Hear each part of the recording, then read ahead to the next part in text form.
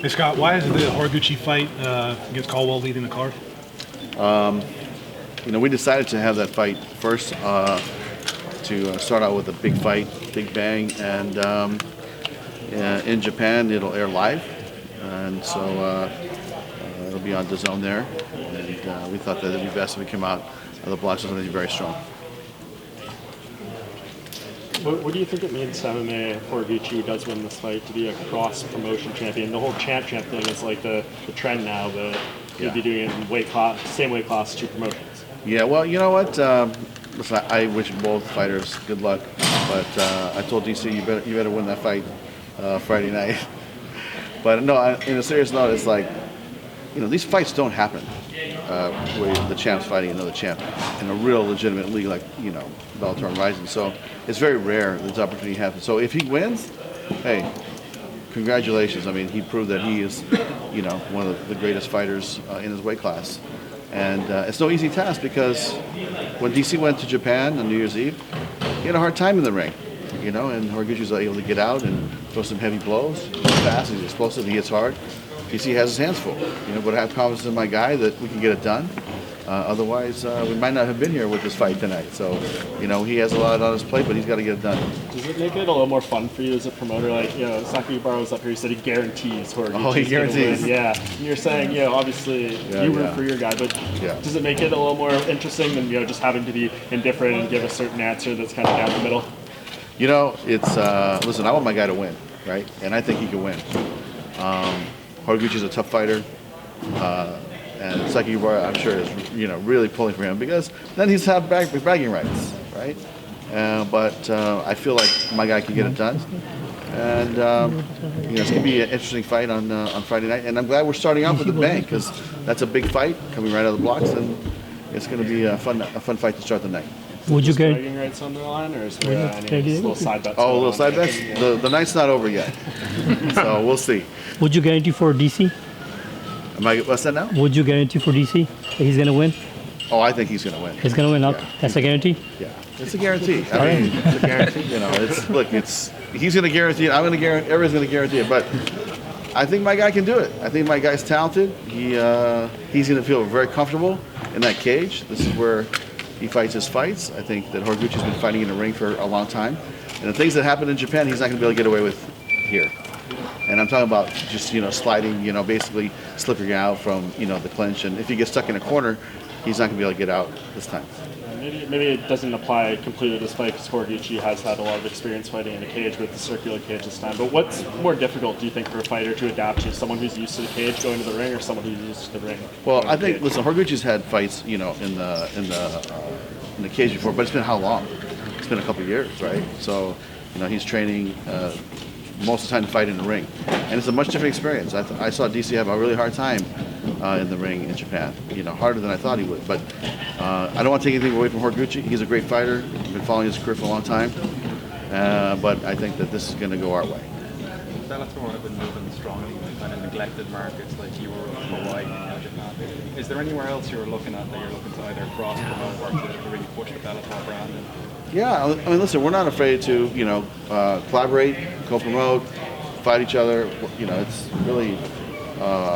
it's really doors open. If it makes sense, we'll do it.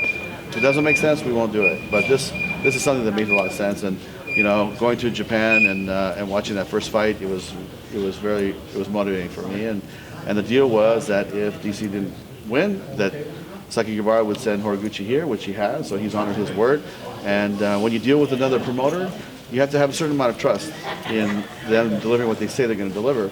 And Sakakibara has done that. So I'm very thankful to him and Horiguchi for coming here and fighting. As far as outside markets, you know, Hawaii was a big market for us. You guys know we're doing the European series. We're going to start doing fights in different countries in Europe. And that will just lead to different types of localization of events, which means basically, you know, when we go to Latin America, you know, I think we'll be starting a localized series in Latin America soon, as well as, you know, some maybe, you know, different parts of Europe or Asia. Do you foresee doing a Bellator versus Risin full card, just to take your best fighters and to put up against Risin's best fighters on just one card?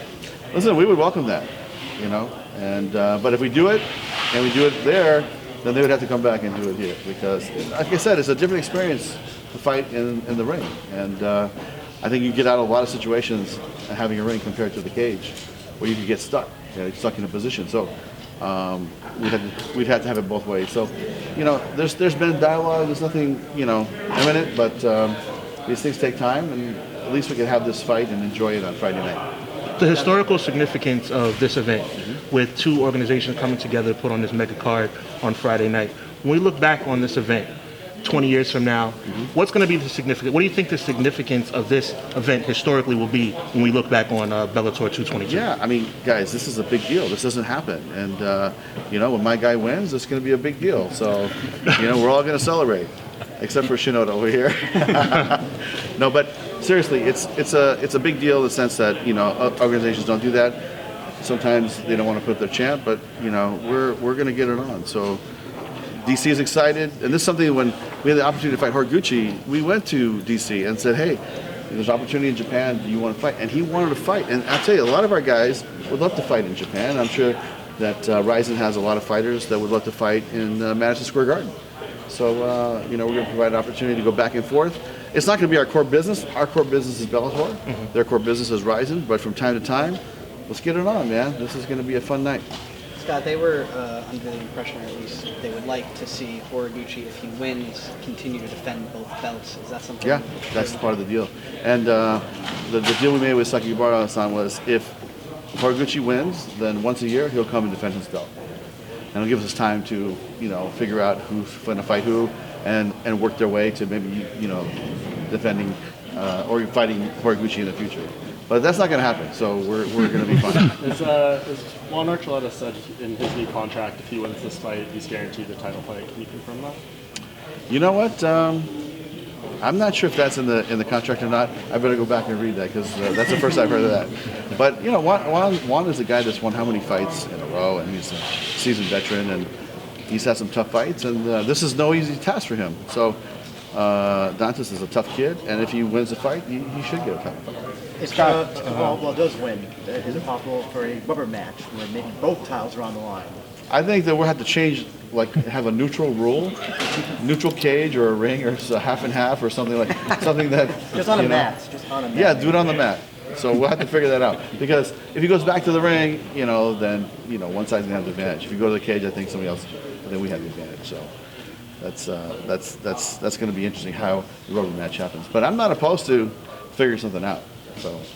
So earlier today, our own Cole Shelton reached out to John Fitch, who said that he was told that be ready to fight this Friday in case Rory MacDonald can't make it. Rory MacDonald says that he's healthy. What's going on there, and why did he specifically mention MacDonald and not Neiman Gracie? Are you talking about Chael Sonnen to that? John Fitch. John Fitch.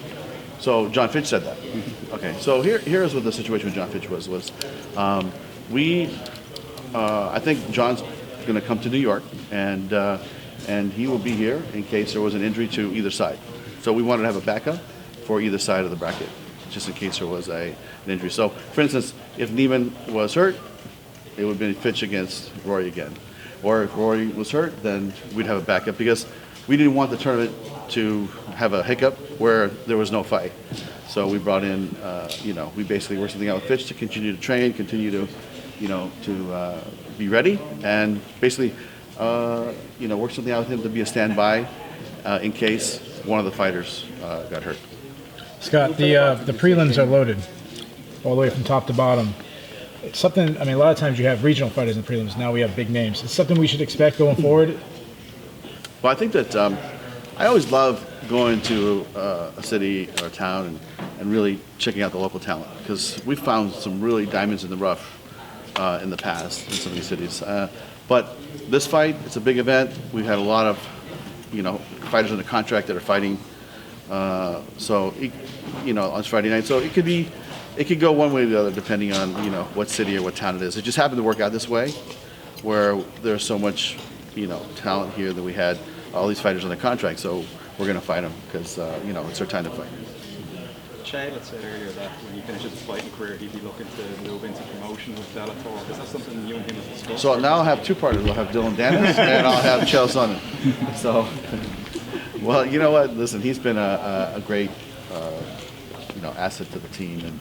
And anytime Chael wants to have a conversation about something, we can definitely have that conversation. But just tell him to get his checkbook out.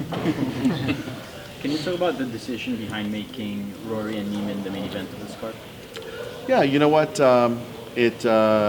As we got closer to the fight, and when we announced the fight card, we didn't know who the fight was going to be, and we wanted to announce the fight was between Machida and Chael and Heather, and I don't even think we had just signed the opponent for Heather, so it was kind of a situation where we came out, we had announced the fights, and then as the fight card started developing, we said we think this makes the most sense, and we made the decision, and that's I feel good about it.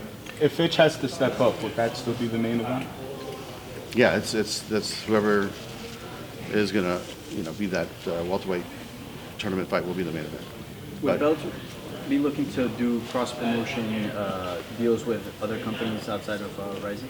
Listen, it's like I said, Saki Bar and I have worked together for I want to say since 2006, and I don't know if you guys know the history, but it's when I was just started Strikeforce, we had our second fight, and we didn't have a main event. So through my relationship with K1, they tracked down Saki Bar and asked him to help us, and he did. He sent over Vitor Belfort to fight Alistair Overeem, which he had both under contract at the time, and when Strikeforce grew up a little bit, we sent over Josh Thompson, Gilbert Melendez, and then we had this great relationship. They sent over Kyle Jury, they sent over Aoki, and then now that he's rebuilding his business, and we have a lot of guys under contract, we're able to help him out as well. So this has been a 13-year relationship where he's helped us in the past.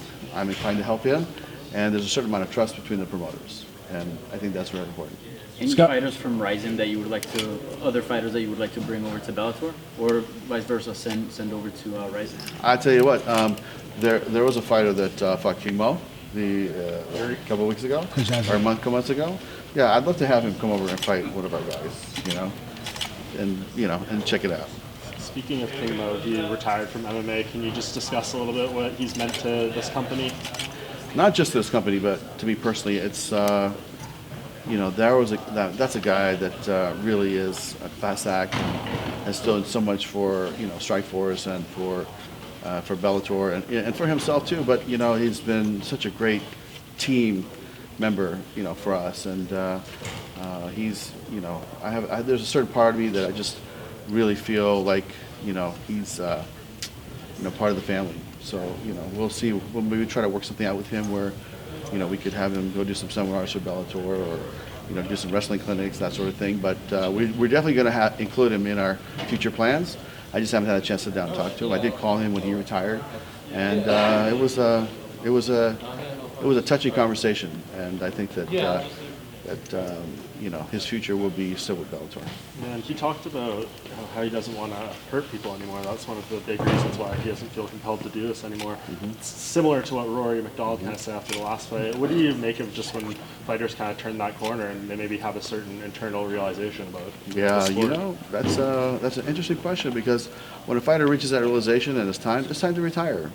Because not only are you striking someone's striking you, and you're in harm's way as well. So it's time to let it go, and let the young guys fight. Is the winner of the Machida Chael fight going to be fighting Bader in his 205 title defense? Ryan Bader will be fighting a heavyweight first, and he will be fighting Czech Congo. Do you know when sometime? I do, but I can't tell you. So, we'll have something to announce soon. Please. Maybe late summer. Let's just put it that way. To bring up your other double champ, Patricio Pitbull, he's Yes. still, poking at Michael Chandler Really? every time he gets on social Okay. media, telling him that I knocked you out, this and that. Boy. Do you have any idea what you want to do with him next? Well, as you guys know, we're starting our featherweight tournament, and we're going to invite him. Hopefully he'll want to come in. It's a big prize money at the end of the tournament. It'll be a 16-man tournament starting sometime in September. And I think that he'll end up in the tournament and fighting at 145. So him fighting Chandler is probably not in the horizon anytime soon. But we'll have other fighters for Michael to fight. Do you have an idea how you're going to do the draw for that 16-man tournament, or how when we'll hear who's all going to be in it? We actually have a really good plan, and we'll unveil it at some point. Scott, Friday? Friday? Maybe not that soon. Right now? Scott, you've already proven that you're willing to put your champions against other organizational champions, specifically Darren Caldwell. There's another champion in his weight class, Henry Cejudo, who called him out by name this week. Oh, really? Any chance? I mean, I know it's probably a miracle. Listen. You pick up the phone and call up Dana and say, "Let's do it." Listen, you know, it's not their business model to do that, but if they want to get it on, then let's get it. Let's do it. We will not be opposed to that. Follow-up question. You love to bring in the biggest stars, the biggest names, the best fighters. Cris Cyborg mentioned this week she only has one fight left in the UFC. She's willing to test free agency. I mean, that's a huge name. Is that someone you want to bring in? Listen, I mean, if you're a free agent, give us a call, right? I mean, this is a Viacom-backed company, and, you know, we will take care of the fighters that move the needle for us. So, you know, if she's free one day, please, you know, give us a call. Just to follow up on that question, I just want to be clear. You're open to UFC versus Bellator? Absolutely. I mean, come on. We got some killers in this league, so if they want to get it on, let's do it. Nice. What were the conversations like with Rory after his fight with Fitch? I know he said he didn't want to hurt people anymore. Was it tough to convince him to try to fight against Gracie heading into Friday? You know, and you could probably ask him this directly, but my conversation with Rory the following Wednesday after the fight, he was back to fight mode and getting, you know, ready to get back into gear. And I think that, you know, it's a certain amount of emotion and just raw, you know, your spirit's exposed when you get taken to the deep waters like he did against John Fitch. I mean, John Fitch pushed him and pushed him and pushed him, and I think Rory was just done, just spent. And I've seen it in boxing before where, you know, fighters are exposed, not exposed, but they're just, you know, they've been into that deep well and back, and it's, you know, it's an emotional experience for him, and I think that's what happened to Rory. It's like he was speaking from the heart, and, you know, he was depleted physically, emotionally, spiritually, but by the following Wednesday, he was ready to go. So I talked to him a couple times since then, and listen, he's all about fighting, and he wants to win the belt, he wants to win the prize money, and that's why he's here. So following on that question, you did talk to him personally that he won't be retiring after this tournament. That's what it indicates. Listen, I that's going to be something up to him. I have no idea. I never asked him that question. Yeah, I just said, are you ready? Do you want to continue? Because if you don't, we're going to put somebody else in, you know. And it was really up to him, but he said, no, I want to do it, and, you know, that's why he's here. Yeah, he did state that he's going to continue. Okay. There's a lot of crossover appeal between professional wrestling and MMA. How do you feel the progression of Jake Hager has been in his transition to Bellator? He's undefeated, obviously, but, you know, formerly the WWE champion, Jack Swagger, now Jake Hager. How do you feel he's done so far? Listen, I think he's done great. I mean, you know, you put him in a situation where, you know, he has to fight in a cage, and it's a real fight. Right. Somebody's trying to punch you, somebody's trying to, and you take him down. You know, you do your submit. I mean, I think he submitted his last two opponents. I mean, that's a guy that's gone to school and really said, okay, I'm going to really try to learn MMA, and I respect that. You know, I respect the fighters that if they have a great ground game, they learn how to strike. If they're a great striker, they learn how to do the ground game or wrestling. Like, you know, it's like really, I feel like it's their job as an athlete to continue to try to improve, you know, different aspects or different aspects of their game to become a complete MMA fighter. And so I think that's a situation. What I saw was a guy that wants to become a great MMA fighter, and it's going to take time. I mean, a lot of people give him a hard time, but I'm like, God, this guy's had, you know, one fight before his last fight. Right. You know, he has a lot of light on him because of who he is. But, you know, I'd say, hey, give the kid a break and let him develop. And then we'll see. Talk to me after he's had 10 fights, and then we'll have a real conversation. Thank you. Scott, if Cris Cyborg does call you and tell you she's interested in fighting in Bellator, do you have anybody in mind who she should fight? Well, I don't even want to go there because she's on a contract right now. And she fights for the UFC, and I think she's got a fight scheduled. And like I said, when she's a free agent, we'll have a conversation.